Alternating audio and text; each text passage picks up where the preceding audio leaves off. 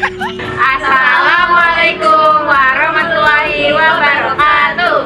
Kami dari kelompok ASIK ingin mempresentasikan geografi materi pergerakan bumi.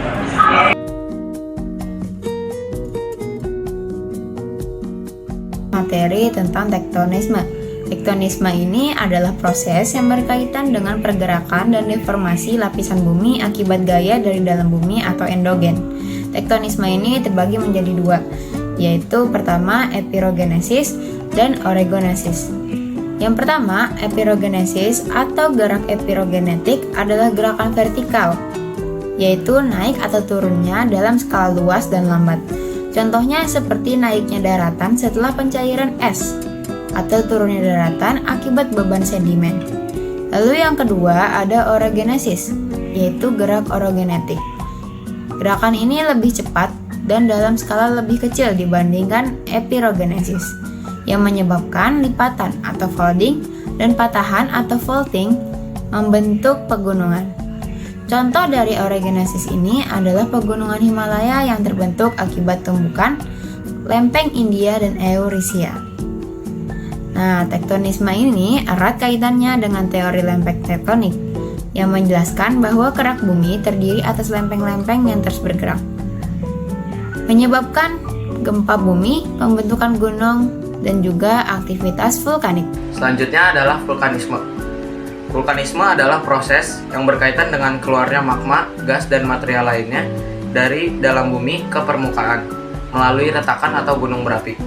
Proses ini terjadi karena tekanan tinggi di dalam bumi yang menyebabkan magma naik ke permukaan.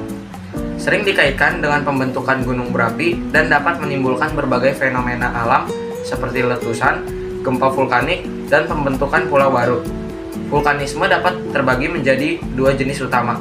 Yang pertama yaitu intrusi magma atau plutonisme, yang berarti magma tidak mencapai permukaan tetapi tetap berada di dalam kerak bumi membentuk batuan beku intrusif seperti batolit dan sil.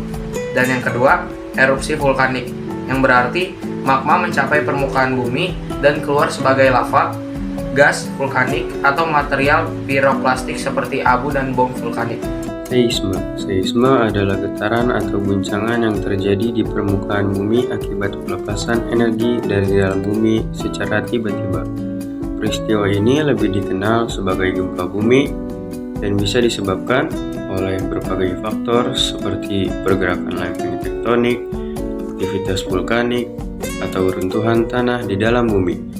Jenis-jenis seisme. Seisme tektonik disebabkan oleh pergerakan dan pergeseran lempeng tektonik yang membentuk patahan. Contoh, gempa di Palu tahun 2018 akibat pergeseran sesar Palu Koro. 2. Seisme vulkanik terjadi akibat aktivitas gunung berapi seperti pergerakan magma yang menekan dan menyebabkan getaran. Contoh, gempa sebelum letusan gunung berapi. Yang ketiga ada seisme runtuhan. Terjadi karena runtuhnya gua bawah tanah, terowongan, atau longsoran besar. Contohnya gempa di daerah tambang akibat runtuhan terowongan bawah tanah. Yang keempat ada seisme buatan disebabkan oleh aktivitas manusia seperti ledakan bahan peledak, uji coba nuklir, atau pengembaraan minyak. Contoh, getaran akibat uji coba nuklir di Korea Utara. Tenaga endogen.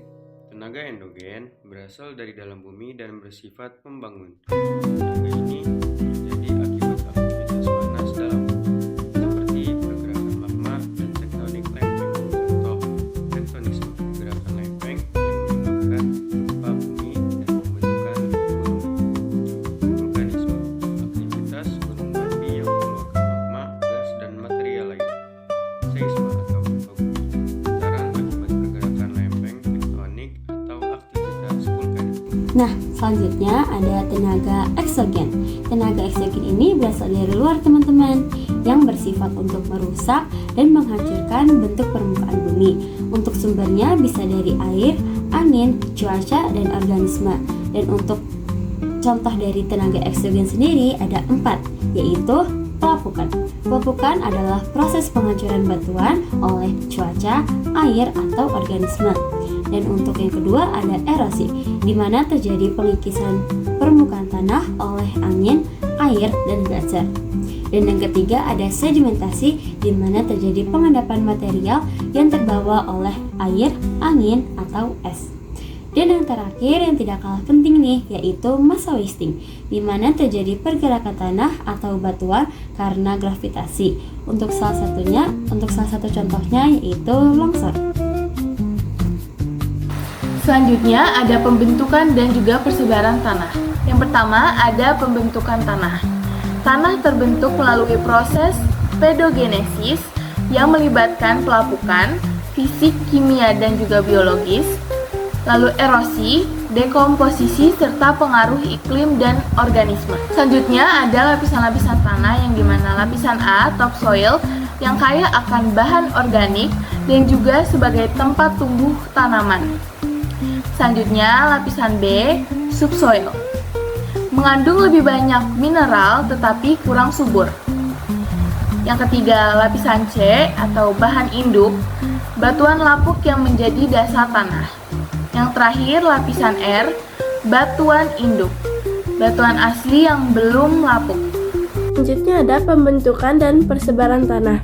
Faktor yang memengaruhi persebaran tanah ada iklim, tropis mempercepat pelapukan, iklim dengan memperlambat, dan ada bahan induk. Bahan induk yaitu jenis batuan memengaruhi kesuburan tanah, dan ada vegetasi, hutan menghasilkan tanah lebih subur dibanding gurun, dan ada topografi, kemiringan tanah memengaruhi erosi dan kesuburan, dan ada juga jenis-jenis tanah dan persebarannya. Tanah aluvial yaitu subur ditemukan di lembah sungai, dan ada tanah laterit berwarna merah, banyak besi dan aluminium di daerah tropis. Ada tanah podsolik juga kurang subur terdapat di daerah pegunungan. Ada tanah organik kayak humus ditemukan di rawa-rawa, dan ada tanah kapur mengandung kalsium tinggi dan ditemukan di daerah karst. Kami menerima. Terima kasih. Dadah.